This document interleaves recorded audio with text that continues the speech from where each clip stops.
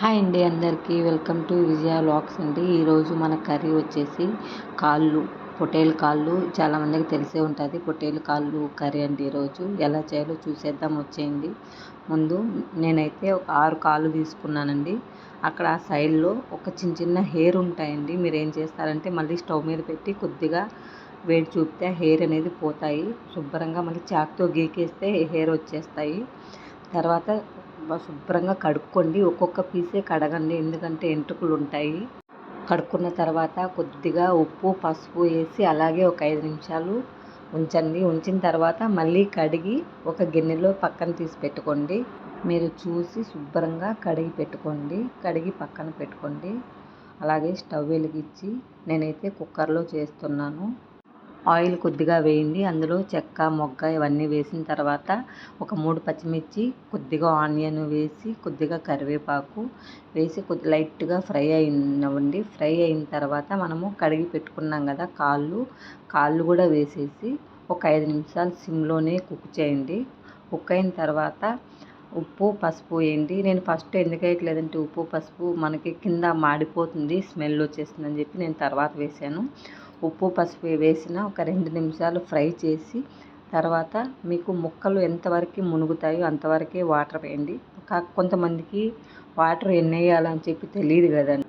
మనం విజిల్ పెట్టినప్పుడు వాటర్ అంతా చిమ్మేస్తుంది కదండి, అందుకు చెప్తున్నాను. అలాగే ఒక medium size tomato, medium size ఒక ఎర్రగడ్డ కట్ చేసి పక్కన పెట్టుకోండి. విజిల్ వచ్చే లోపల అవి కట్ చేసి అయితే పక్కన పెట్టేసుకుందాము.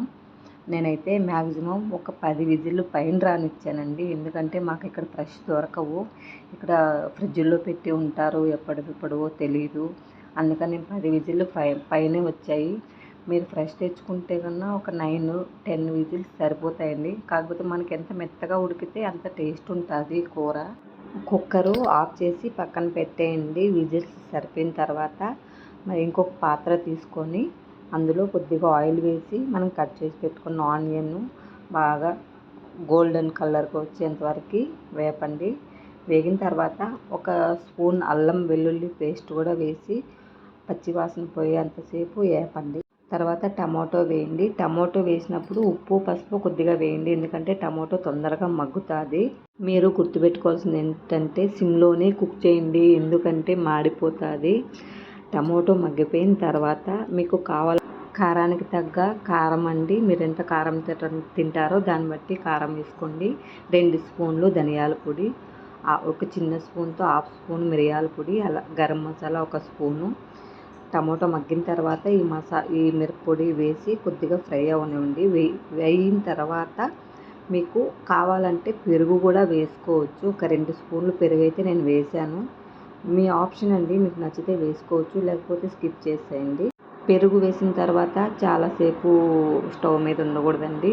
మనం కుక్కర్లో ఆఫ్ చేసి పెట్టుకున్నాం కదా ముక్కలైతే ఇందులో మార్చేసుకోండి.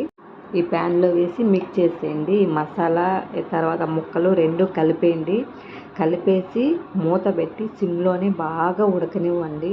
ముక్క మెత్తగా అయ్యేంత వరకు. మీరు ఉడికేటప్పుడు ఒక్కసారి చూడండి, కర్రీ ఉడికేటప్పుడు సైడ్ ఆయిల్ పైకి తేలుతుందండి. అప్పటికి మనకు కర్రీ అయితే కుక్ అయిపోయినట్టు. అప్పుడు కొత్తిమీర వేసేసి దించేసుకోండి. అందులో కాంబినేషన్ వచ్చేసి రాగి సంగటి అండి. Thank you for watching. ఎలా ఉందో కామెంట్ చేయండి.